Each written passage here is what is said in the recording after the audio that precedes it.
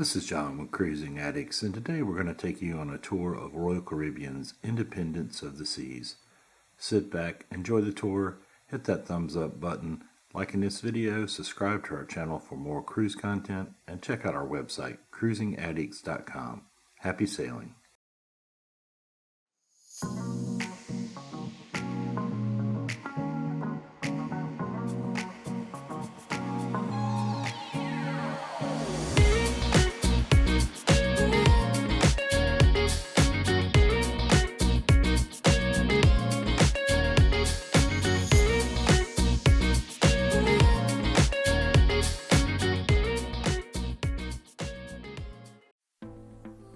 Independence of the Seas launched in 2008. She weighs 154,407 gross tons. She's 1,112 feet in length. She has a capacity of 3,648 passengers and a capacity of 1,360 crew. We'll start our tour with the elevators, and Independence of the Seas has a total of 14 elevators. Midship, you're going to find 8 elevators, and forward, you're going to find 6. And one cool thing about their elevators is they have this day plate that they change every day in the floor. The elevators that face towards the center of the ship are glass, and on both ends of the ship you can watch the scenery as you're going up and down between decks. A really cool feature of the Freedom class ships. And on a Royal Caribbean ship, you never know what you're going to find in the elevator. And on our cruise, there was a Western themed pianist who was roaming about the ship, and we caught him on the elevator. We actually got to ride with him as well. Moving all the way up to the very top level of the ship, deck 15, you're going to find the Royal Escape Room. This is a planetary puzzler themed escape room, and your group will solve puzzles in order to escape. Dropping down to deck 14, you're going to find the Suite Lounge, and this is a lounge for guests that are booked in Grand Suite level accommodations or above. Suite Lounge serves complimentary continental breakfast and evening drinks, and everything from croissants to your favorite drink. On deck 14, you're also going to find Oliver Twist, also known as the Viking Crown Lounge. And this area is a lounge that offers some of the best views of the ship and of the surrounding areas. And in the daytime, this is a great area to come and sit and enjoy a quiet cocktail and relax and enjoy the views. In the evening, the dance floor here turns into like a nightclub type scene, and there'll be live music and entertainment and a fun time to be had in this area, both in the evenings and in the daytime. On deck 14, you're also going to find the Diamond Club, and this club is exclusive for members that have Diamond cards or higher. And in here, you'll be able to relax in an exclusive area. Moving down to deck 13, aft, you're going to find the Sports Court, and this is like the hub of all the outdoor activities, especially for kids. And here you're going to find the Sky Pad, the Sky Climber wall. You're going to find the sports courts here. There's a basketball court, tennis court. Here's a rock climbing wall. This is a pretty impressive rock climbing wall, and Royal Caribbean really set themselves apart by offering these type of activities on their ships.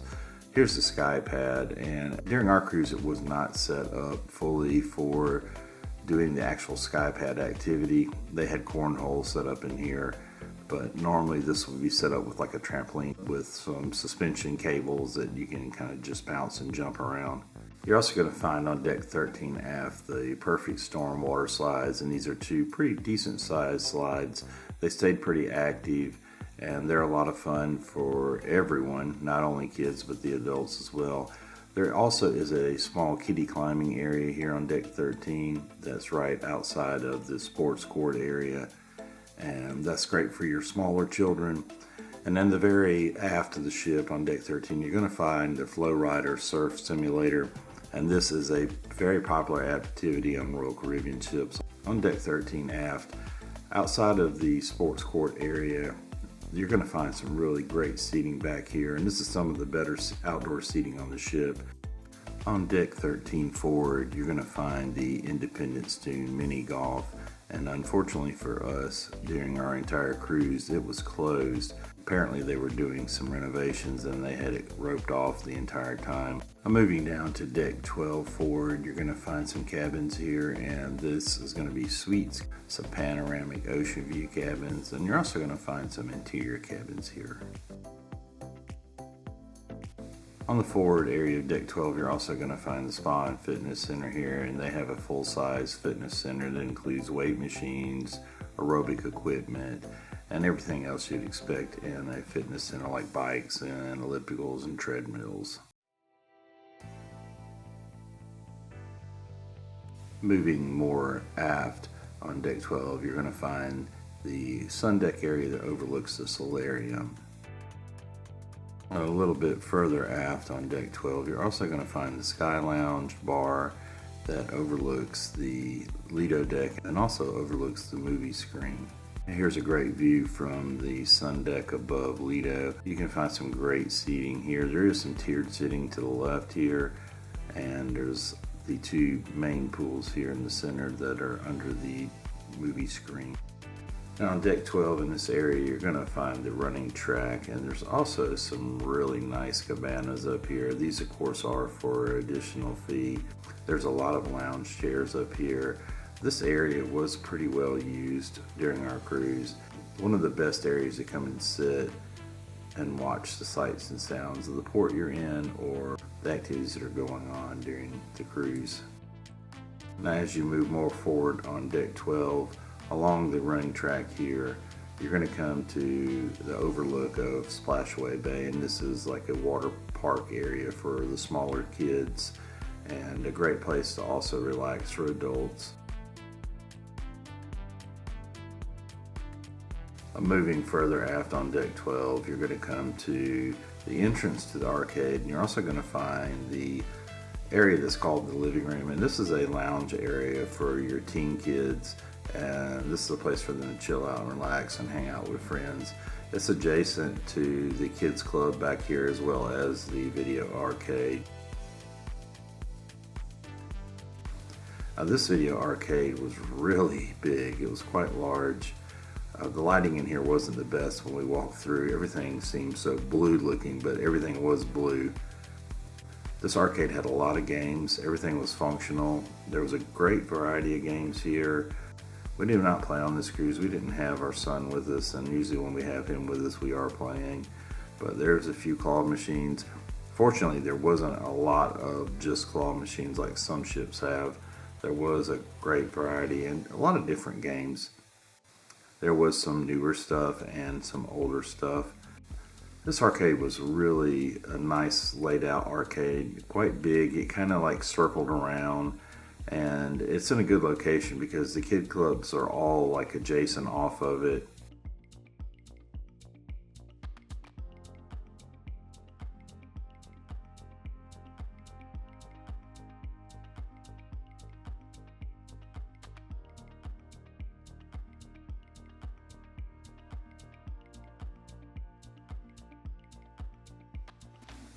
In this area in deck 12, you're going to find adjacent to the arcade the Adventure Ocean Kids Club, and here's the Explorers. This is ages 6 to 8. The kids clubs, they always have a lot of fun activities, from arts and crafts to games, video games, dance parties, just all kinds of fun to keep them occupied and busy. And with these being adjacent to the arcades, it really makes a lot of sense, and I think the kids probably really have a great time back here. You're also going to find the entrance to Fuel, which is the Teens Club, and you're also your Voyagers Club, which is 9 to 11 years old.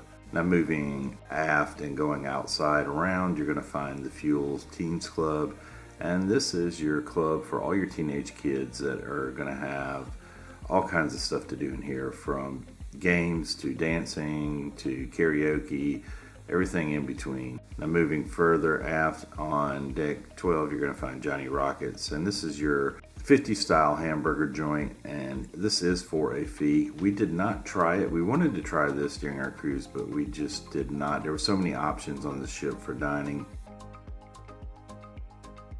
Here's a good look at their menu, and they had a pretty large menu. The prices looked pretty reasonable. I'm moving further aft on deck 12. You're going to find some more covered seating here, and there's going to be a mix of some loungers and some recline chairs that are really comfortable. We did sit in these recline chairs, and they were very difficult to get out of actually, but very comfortable. You're also going to find a couple of ping pong tables here. This is a great area to go and get out of the sun. Moving down to deck 11 aft, you're going to find the Windjammer Cafe, and this is Royal Caribbean's buffet area, and it was a really good buffet. We ate here several times. We did lunch, dinner, and breakfast here, and there was always a very good selection of food. This is breakfast that we were having, and everything was pretty good. We didn't find anything disappointing on the buffet, and of all the ships we sailed on, this buffet was a lot bigger and had a lot more options. There was quite a few different stations, and even though there was a lot of people here, it's so spread out and there's so much seating that it never felt that crowded. Lots of the different stations here will have the same stuff on it, but some of the items will vary. The buffet for breakfast had a lot of options like hash browns and biscuits and gravy, bacon, eggs. We're going to have also a video of all the food options that can be found on Independence of the Seas, and we'll link to that once we have that video posted down in the description of this video. There's also several drink stations back here. You can get coffee. There's also juice available. The juices are already pre-made, so you just go up and grab you a glass. Most of the time we would sit in the very aft section back here, which gave us some great views. Here's a look at some of the food that we had during breakfast here on the ship. Here's a look at some of the lunch and dinner buffet items that we had. And for the most part, it was pretty good. The menu did vary quite a bit from day to day. So moving forward on deck 11, you're also going to find the premium dining. Here's Chop's Grill, and we did eat here for lunch. It was really good. We enjoyed it, and it's a very reasonably priced meal. So if you're on this ship, you definitely want to take advantage of the premium dining. It was very affordable. We both had steaks, and both of the steaks were pretty good. They were a lot bigger than we expected and cooked to pretty much perfection. Here's a good look at the Chop's Grill lunch menu. And they had a lot of the same items that they have on the dinner, but kind of scaled down for lunch. Here's a look at the shrimp cocktail appetizer, and there's a look at the filet that they serve for lunch. Now also on the opposite side of the ship here in this area, you're going to find Giovanni's, and this is the Italian restaurant, and it's also premium. We did this premium dining for lunch, and it was pretty good also. We were pretty impressed with the quality of the food compared to what we paid for the lunch. The lunch is a little bit less expensive than the dinner option. It's less than half of the cost. And here's some of the food that we had. Giovanni's. We also had steak here, which was really good. The dessert was incredible. We have a review of Giovanni's and also of Chop's Grill, and we'll put a link down in the video description for you if you want to check out those reviews. Moving forward on deck 11, out around the pools here, you're going to find fish and chips, and this is a seafood option that is a la carte, and it also is for additional fee. We did try this out, and your options are kind of limited here. You can get fish and chips, there's chicken fingers and chips, there's fried shrimp and chips, and they also have a crispy fish sandwich. We did try it out. It wasn't that great, but it wasn't that bad. I would say a little bit above average.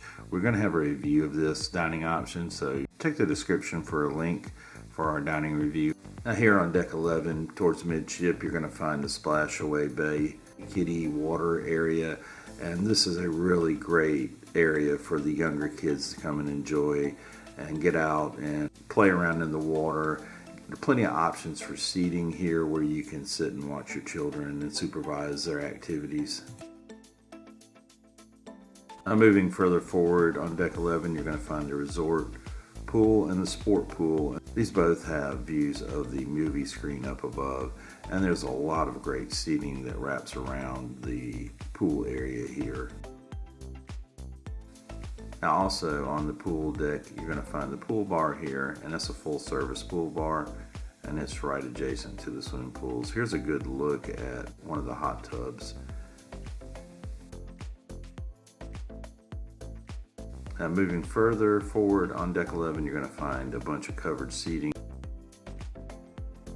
And further forward, you're going to find the Solarium. And this is a really great area. If the weather's bad, if it's cold, there's a lot of glass. You can see everything that's outside of the ship. A lot of plants, a lot of different types of seating options here. This is one of our favorite indoor / outdoor areas of the ship, and there's some great seating here, cushion chairs, tables. Here's a good look at the Solarium pool, and there's also a bar here that services that pool. Now here's a look at the Solarium hot tubs, and these kind of extend out off the side of the ship, and there's a hot tub on each side. Very cool feature of these ships. One thing about the Solarium is there was plenty of protected seating from the elements. If you didn't want to be in the sun or if it's raining, you had somewhere you could go. Now here's a good look at the Solarium bar, and this bar serviced the pool.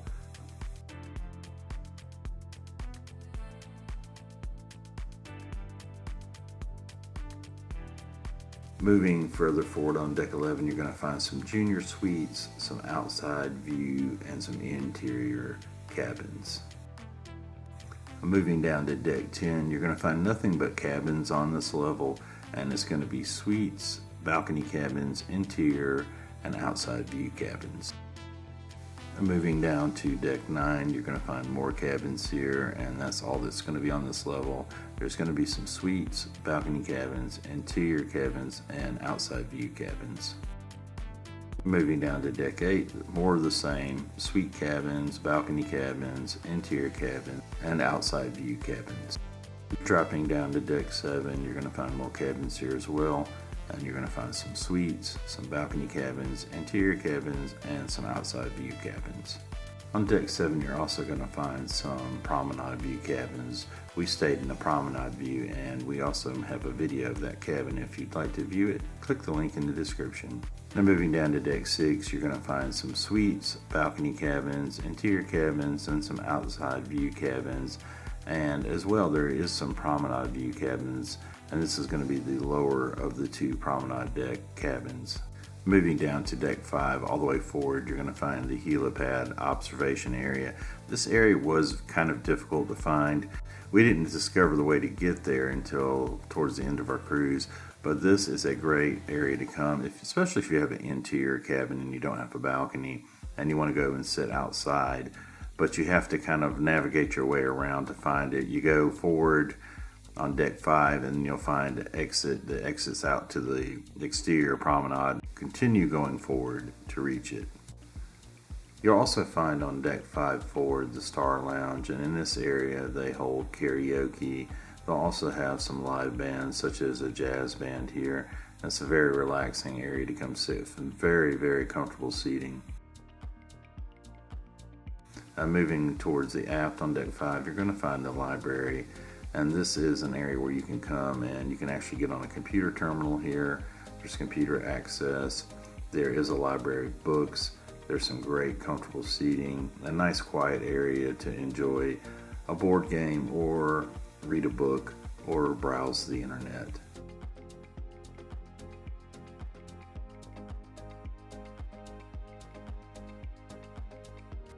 Now on Independence of the Seas, there's two banks of elevators, and this is the forward elevators here, and they are at the very end of the promenades, both sets of elevators.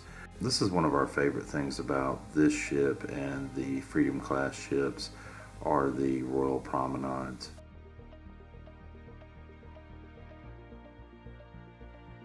At the very end, towards the aft part of the Royal promenade, you're going to find the guest services desk here, and the guest services desk is where you'll go to resolve any guest issues such as billing or anything related to your cruise. On the opposite side of the promenade here, you're going to find the champagne bar, and this is a very relaxing, very comfortable seating area to come and have a drink. One cool thing about the Royal Promenade is on the one end you're going to find this bridge that's lit up, and it's kind of like a clear glass bridge. It's really cool. There's a lot of shops down here. This is where you're going to find all of your shops, your cafe, you're going to find your candy store. You're also going to find ice cream here.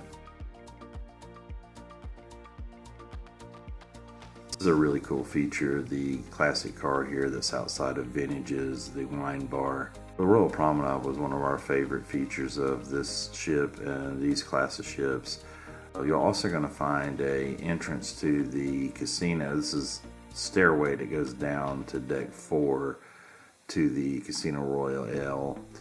This is just another way to get in there. But the Royal Promenade was a really popular area for people to come and hang out that were kind of tired of being out in the sun and tired of being outside. There is a couple of bridges here where they'll have entertainment through the evenings. Here's a look at Sorrento's Pizza, and my gosh, their pizza is so good. We ate their pizza several times and we really enjoyed it. It was one of the best things we had to eat on this cruise. I'm moving all the way aft on deck 5. You're going to find the dining room here, and we did eat in this dining room several times. There is 3 levels. This is the highest level of the dining room. This is a very nice and elegant dining room. We enjoyed our meals here. The service was very good. It was excellent, and the food quality was very good as well.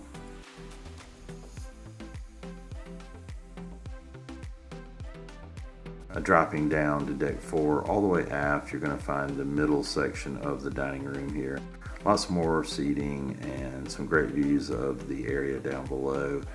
We really loved the vibe and the decor of this dining room. It was very elegant, very comfortable dining room to eat in. Now moving forward on deck 4, you're going to find the Bolero's bar area. And this is another one of the great bars on this ship that you can come and sit in very comfortable seating. There is a stage here. There were some live performers here during most of the cruise. Here's a good view of the stairway up above that is lit up that goes into the promenade. On deck 4, moving more towards midship, you're going to find the Playmaker Sports Bar and Arcade. Wasn't much of an arcade here. There was a few pool tables and a couple of games, but a very large bar, lots of TVs. If you want to watch a sporting event, this is definitely where you want to go. There was a couple of basketball games and some skee ball as well, but a lot of good seating here to have a drink and relax with some friends. A couple of pool tables that you can take advantage of, lots and lots of TV screens, and they had just about every major sporting event televised here. Now moving further forward on deck 4, you're going to come to the Casino Royale Casino, and we played in this casino a lot. We spent a lot of time in here. During our cruise, we did challenge ourselves to see if we could qualify for a free future cruise on a $500 bankroll, and we played a lot in this casino. And we have another video that will be linked down in the description if you want to check it out and see, were we able to qualify for a free cruise on a $500 bankroll. This casino was pretty good. We enjoyed playing here. There was a lot of machines. There was a great variety, and the machines were all pretty much new. We didn't play any table games, but all the table games looked like they were pretty much brand new and in very good shape. There was a good variety of table games. We have done a full tour of this casino, and if you'd like to view it, we'll have a link down in the video description. Moving further forward, you're going to find the Schooner Bar here, and this is another one of the bars on this ship. This ship had plenty of bars and plenty of bar space. This is a nautical themed bar, and it was pretty cool. It was interesting. You can see that there's like a ship mast there. We never did drink in here, but we did go through it several times and found it quite interesting. Moving further forward on deck 4, you're going to find Izumi, hibachi, and sushi. And here you can enjoy some Japanese hibachi or sushi. And they did have a pretty expansive menu. We did look at the menu, but we did not eat here. It was one of the things we wanted to try, but we just didn't have enough time to try everything on the ship.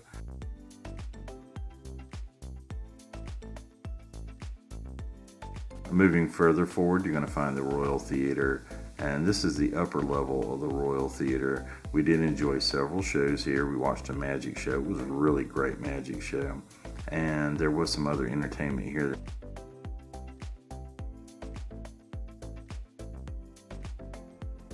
Now on deck 4, you're also going to find an exterior promenade. When you embark and disembark on the ship, this is where you're going to come in on the ship from. This wraps around most of the ship all the way down the sides.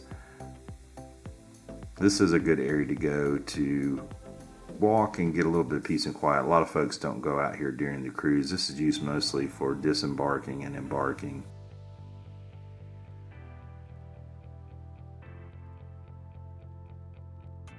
Now moving down to deck 3 forward, you're going to find the lower level of the Royal Theater, and this theater was really large, had very comfortable seating.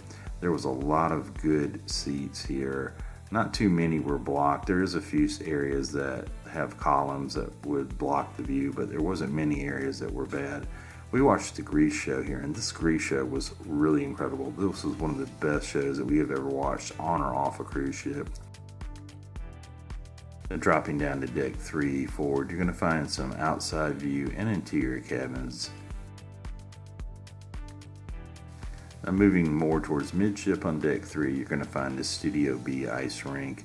We were fortunate in that we were able to attend a show here, and it was fabulous. It is incredible that they were able to put an ice skating rink on a ship like this, but what was even more incredible is the fact that they actually had a very high quality ice show, and we really enjoyed the entertainment on this ship. If you only attend 1 or 2 shows, you definitely want to do the ice skating show and the Grease show. Now moving more towards aft of the ship, you're going to come to the photo gallery. And this photo gallery is all digital. You're going to view all of your photos that you took during your cruise. Now on deck 3, you're also going to find the art gallery. And like on all other cruise ships, they have the art that is for sale at auction here displayed. And there is some pretty nice artworks. Just be advised that they are quite expensive. If you're into art, you're going to find a great selection of art here.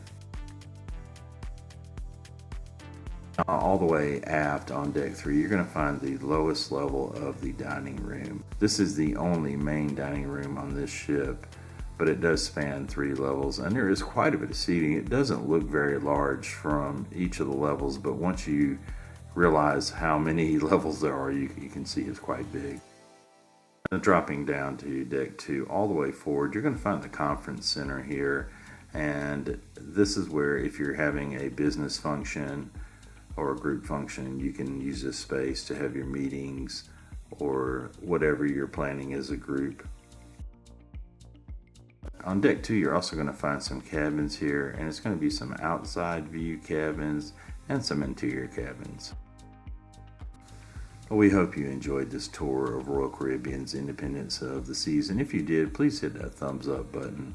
Also, consider subscribing to our channel for more cruise content like more ship tours, and also check out our website cruisingaddicts.com. Happy sailing!